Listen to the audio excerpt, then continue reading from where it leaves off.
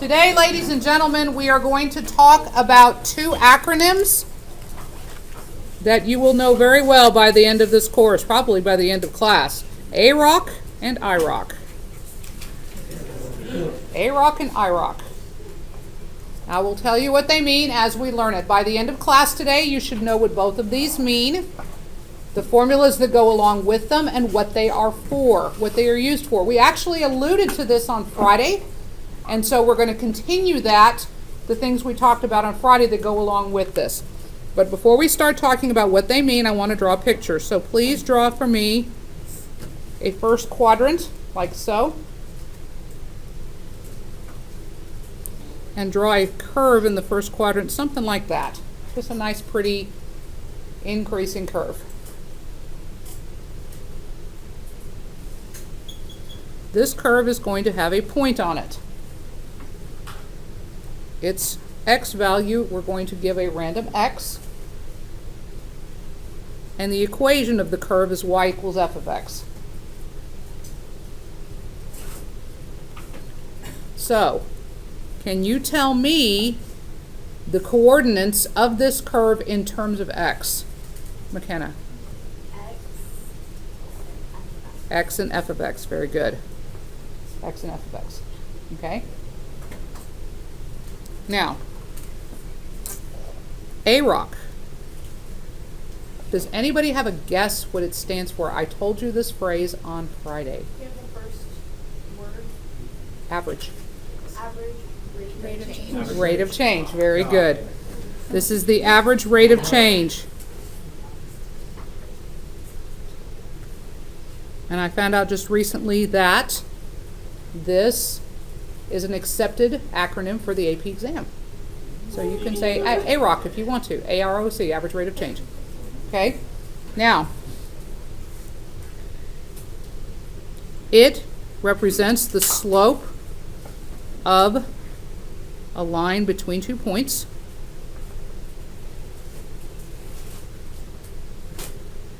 Used as an estimate for the slope of a tangent line.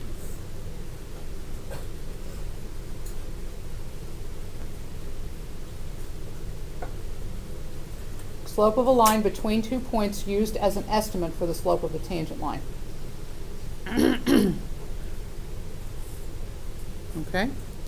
So, I want to pretend for a minute that this graph has been zoomed in dramatically. So when I say a point that's close by, I'm actually going to move quite a ways away. Doesn't look that close, but believe me, it is.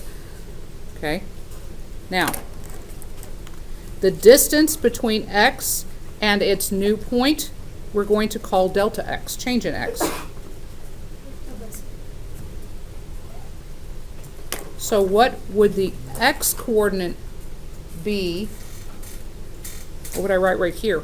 X plus delta x. X plus delta x, exactly. And that's the x coordinate up here as well. How do I write the y coordinate in terms of x? F of x plus delta x. X plus delta x, like so. Very good.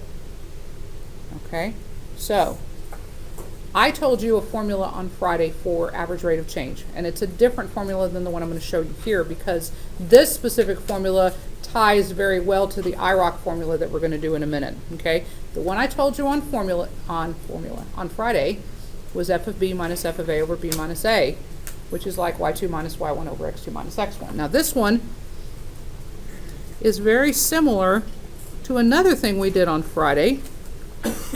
Okay, when I give you a point and I say go a little bit to its right and find a close point nearby and find the slope, what were things called that we did on Friday that do exactly the same thing? There were 3 of them. There were 3 different kinds. There was like an FDQ and a BDQ. Oh, difference quotients. Difference quotients, exactly. So what kind of difference quotient am I modeling right here where I go take x and then I go FDQ. FDQ, forwards, okay? So we're going to use the forwards. Now granted, forwards is not the most accurate. We found out that which one was? Symmetric, okay? So we're going to use forwards because it flows right nicely into the IROC formula.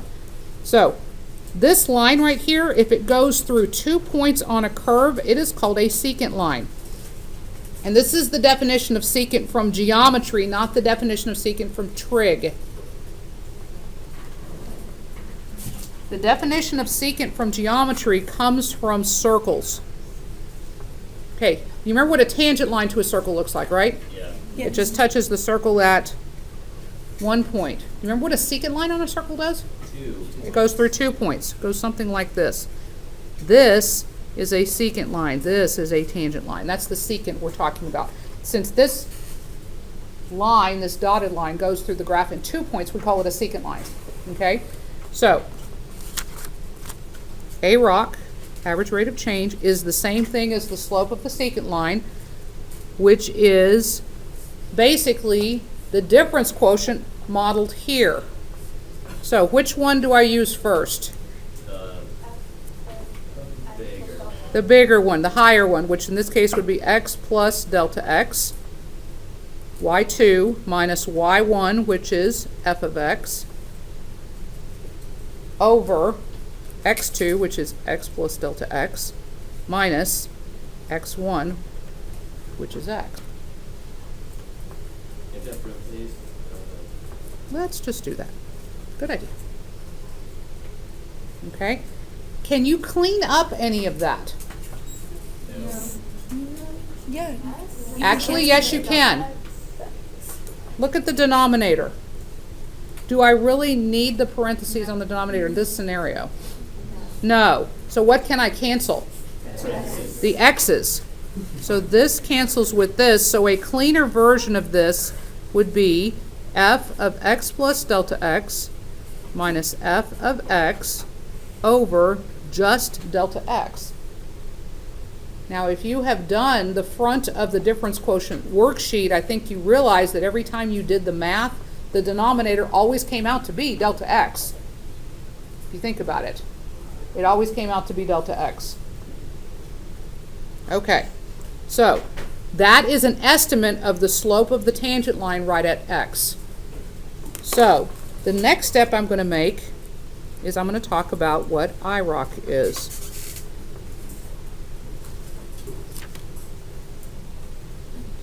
Okay, I'll tell you a hint that the last 3 letters are rate of change. Instantaneous. Instantaneous rate of change. Very good. Instantaneous rate of change. Okay. And this is the exact slope of the tangent line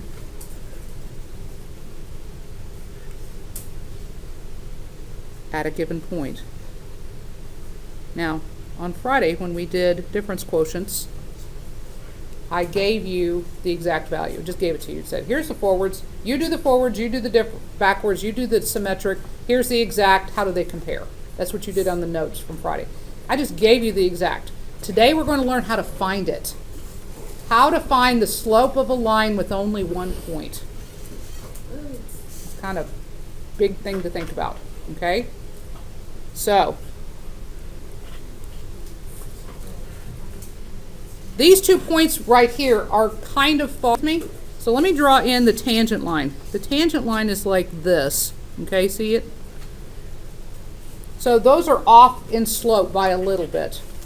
What would make the slope of the purple line or the secant line be closer to the slope of the tangent line? Moving the point infinitely closer. Moving the points closer together. Would that not make the slope better estimate?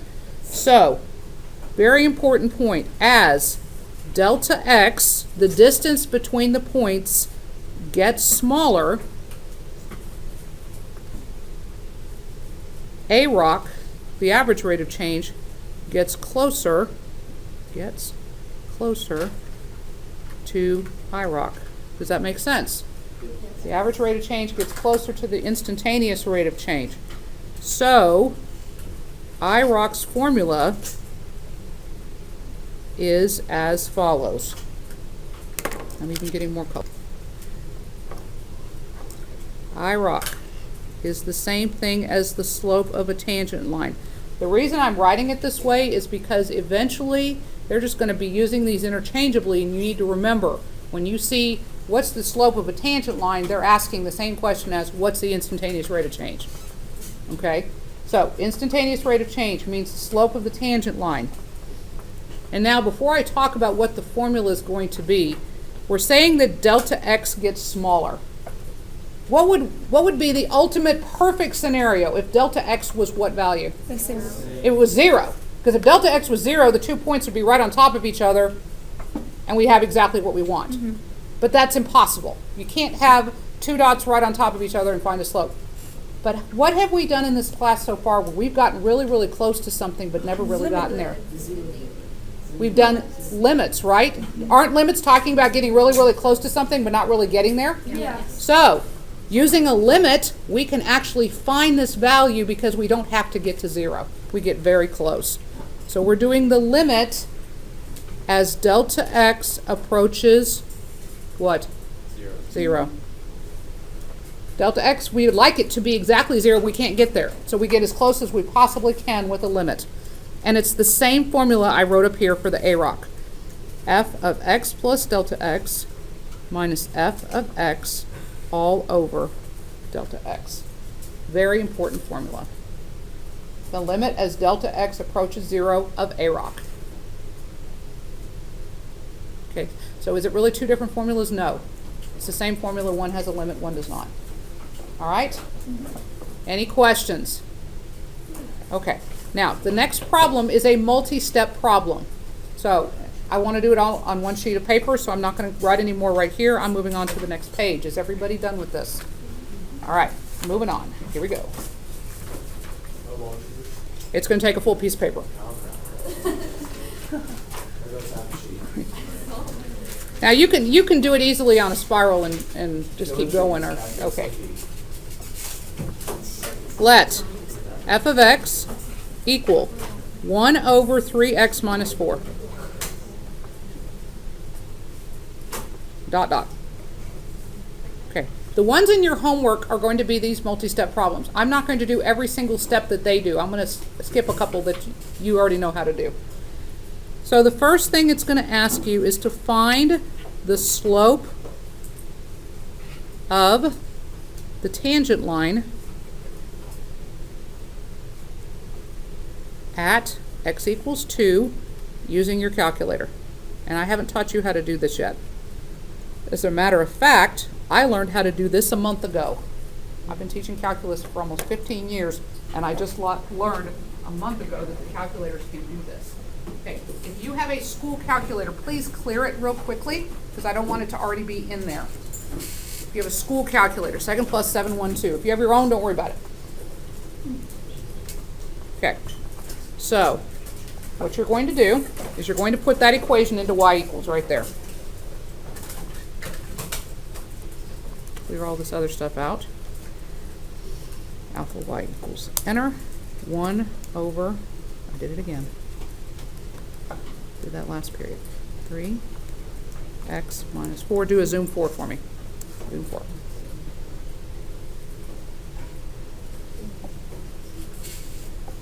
Okay. Does anybody remember the name of the type of function this is? It's a rational function. Very good. Okay. Now, can you picture on your calculator where 2 is? 2 is about right there. Okay? Can you mentally picture what the tangent line is going to look like right there? Is it going to be a positive or a negative slope? It's going to be a negative slope. Okay? The calculator can draw this for you, and I'm going to write the steps down so you have it for future reference. You put f of x into y1, comma. And then you push the following buttons in sequence. You're going to push the draw key. Let me move this up a little. Push the draw key. Now, draw is above program. You have to push second to actually access a second draw. And you're going to draw a tangent line. So you're going to choose number 5. And you tell it where. X equals 2. So type in 2 and enter.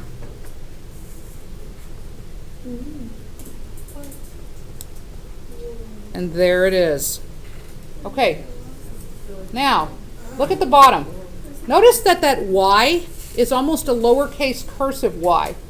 And notice what it says. Y equals negative 0.75000168 blah, blah, blah, blah, blah, x plus 2.000. What is that? That's an what kind of an equation? Linear. So what equation do you think it is? The equation of the line. The equation of that tangent line. It actually calculated it for you, but it estimated it, okay? It's not exact. So based on that estimate right there, what is the slope of that tangent line? Negative 0.75. So the slope of the tangent, so m tan, is approximately equal to negative 0.75. That's the answer to part A. So the calculator gave us an estimate of negative 0.75. Sometimes it will come out exact depending on the curve. Sometimes it's an estimate. It's just because of the way it calculated it. A little bit of a margin of error. Okay. Any questions to this point? Okay. Part B. Find the AROC from x equals 1.99 to x equals 2.01. Find the AROC, the average rate of change. So, the AROC equals slope of the secant line, which equals, if x equals 2 is the point in question, what kind of difference quotient is this modeling? SDQ, symmetric difference quotient, yes. Okay? So, remember the F's go on top. So F of which one first? The bigger one. The bigger one, exactly. 2.01 minus F of 1.99 over 2.01 minus 1.99 equals, okay. What do I do to find F of 2.01? I want to trace it into this calculator right here. So let's go ahead. If you push the trace key, notice that it says Y1 up here. I don't think you can trace on tangent line, so it's automatically defaulting back to the curve. Type in 2.01. Give me all the decimals. 0.4849, excuse me, 261084 minus 1.99 traced, 0.5076141 over 2.01 minus 1.99. I'll give you a second to catch up with me. That is a 6 right there.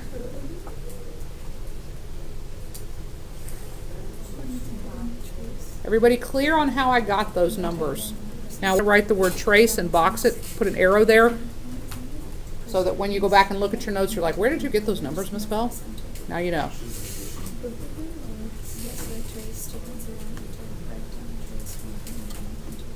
Okay. So, since we're down to where we're just number crunching now, I'm going to push second quit to get out of there.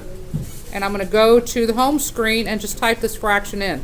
0.49261084 minus 0.5076141 over 2.01 minus 1.99.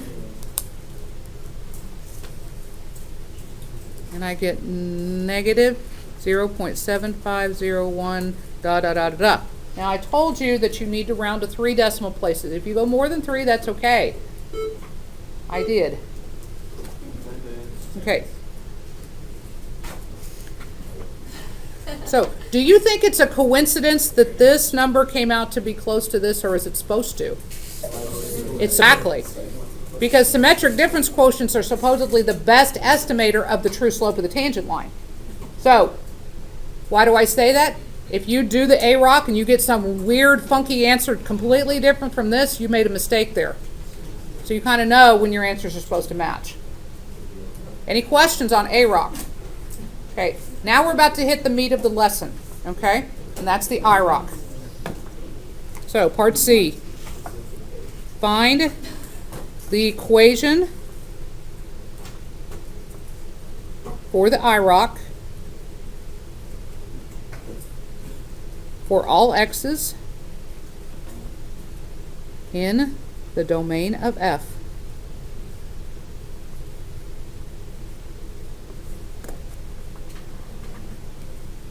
Let's write the formula down. IROC equals the slope of the tangent line, which equals the limit as delta x approaches 0 of f of x plus delta x minus f of x over delta x.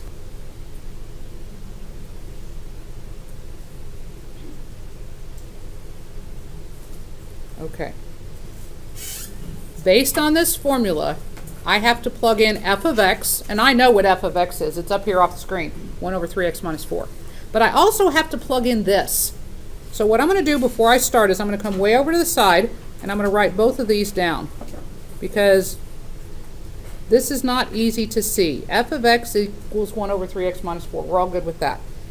How do you write f of x plus delta x? And don't say anything just yet. I want you to think about it.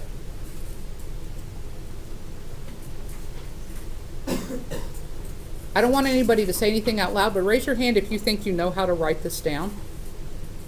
I see like 2 or 3 hands. Okay, put your hands down.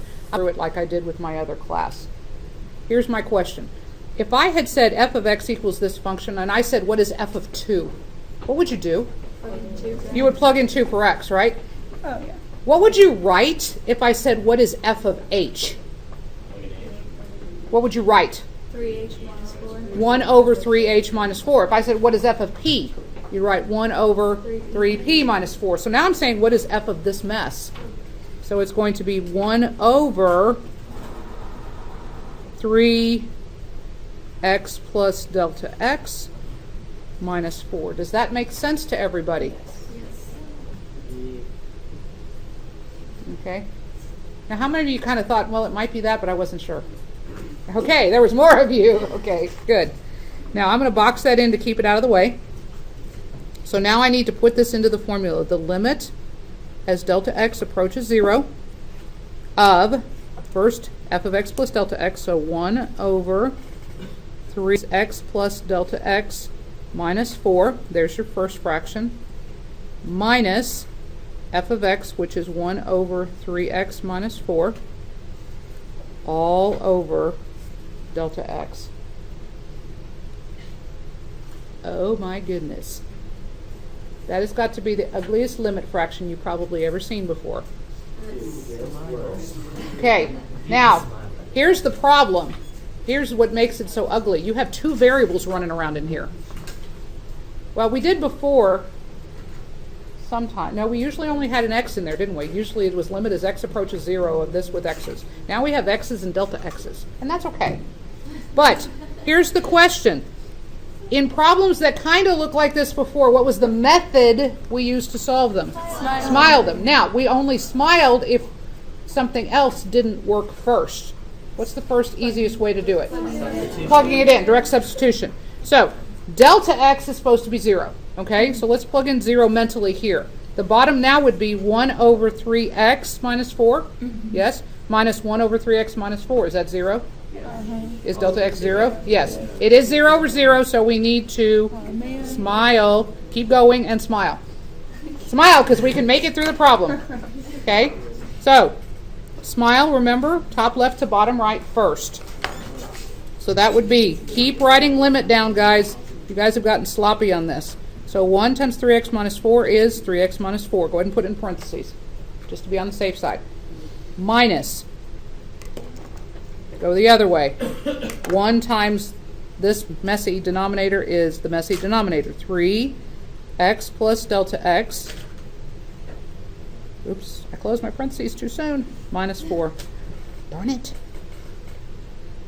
Over the 2 denominators. Do not multiply them out. Believe me, you don't want to. So 3x plus delta x minus 4 times 3x minus 4. Okay, that's just the smile part.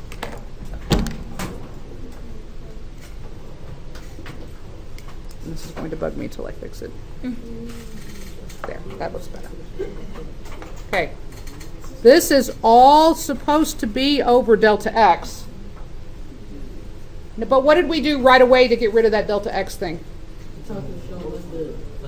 Flip it up. So it goes here, times 1 over delta x, and now it's gone. So let's just get rid of it right away. Okay, let me remind you, this was delta x on the bottom over 1, and you flip it up, it becomes 1 over delta x. Now, let me remind you, when you smile, it is never smile then cancel. Because a lot of you want to go, oh, cancel, cancel, cancel, cancel, everything's gone. You can't do that. You can't do that. But you are so tempted to do it. I know you are. Okay, smile is never followed by cancel. You've got to distribute out the top, leave the bottom alone. So, let's go from here. I'm going to move over some more. Limit delta x approaches 0. Okay. Did I really need the parentheses on this first 3x minus 4? No. So let's just write it without parentheses. 3x minus 4. However, the second parentheses desperately needed the second part desperately needed the parentheses because of the negative. So I'm going to distribute the negative as I distribute the 3. Be careful. So it should be minus 3x. What sign comes next? Minus what? 3 delta x, right? What sign? Plus 12 or 4? Just 4. The 3 is not affecting the 4. Over, well, that was times 1, so I don't need to worry about that. On the bottom, it's the first parentheses times the second parentheses times delta x. Just write them all side by side. So 3x plus delta x minus 4 times 3x minus 4, and then tack a delta x on the end. That looks a little better. Yeah, I promise it does. It's only one fraction now. Okay, listen very carefully to my next statement. When you get to this point, everything on top that does not have a delta x attached to it should cancel. If it doesn't, you have made a mathematical error. Okay, so look at the top. Do you see stuff without, or do you see stuff that can cancel? Sure. What do you see? 3x. 3x and 3x. What else? The 4s. Now, is everything that's left have a delta x attached to it? Yes. Yeah. Good, we did it right. Okay, now, look at the numerator. Look at this delta x on the bottom. Can I cancel those? Yeah. Yes, you can, because even if you're kind of like, I'm not sure, treat it like an x for a second. If you had negative 3x over x, could you cancel the x's? Yes. So you can cancel the delta x's the same way, and that is all that's left, the negative 3. Okay?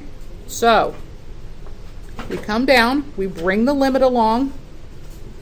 All that's left on top is negative 3. Now I know I'm in a good place, because the reason I'm doing all of this is to get rid of the 0 over 0. I now know I don't have it anymore, because all I'm left with on top is negative 3. 3x plus delta x minus 4 times 3x minus 4. Okay, we are almost done. Because the problem started with 2 variables, and the limit is only telling me about one of them, my answer is going to have a variable in it, and that's okay, because it told me initially I'm supposed to end up with an equation, not a number. Okay? So because you have x's left over, that's fine and dandy. You're supposed to. Okay? So now delta x is supposed to be 0. Direct substitute 0 for delta x. So this is going to now be negative 3 over. What is the first parenthesis going to say if delta x is 0? It's just going to say 3x minus 4, isn't it? Because the delta x is gone. So I'm just going to basically mark that out. So it's 3x minus 4 times 3x minus 4, which is 3x minus 4 squared. And that is the IROC for this function at any value of x that you want. Okay? I told you C was the yucky one. Okay? So, now with this formula that took forever to generate, I can actually find the slope of the tangent line at any point on the curve 3x minus 4. Any of them. Not just 2. I could find it anywhere. So, part D, which is a one-step question, says find the IROC at x equals 2. Now I am actually going to find the exact value and see if the calculator did a good job of estimating. So what does that mean I'm supposed to do you think? Plug in 2. Negative 3 over 3 times 2 minus 4, the quantity squared, which is negative 3 over 6 minus 4 is 2, squared is 4, which is negative 0.75. Exactly. And we have proved that we did it correctly. Okay. So, goal was, do you know what AROC stands for? What does it mean? Average rate of change. What does IROC stand for? Instantaneous. Thank you very much. Do you understand what both of them are for? Yes. The average rate of change estimates, let me find my paper. Average rate of change estimates the slope of this tangent line, which when you did part B, was that not a whole lot easier than part C? Yes. Yes, if all you need is an estimate, go with an average rate of change. But if you need an exact, precise value, instantaneous rate of change is the way to go. Okay? And they are very, very close to each other every single time. Any questions? Okay.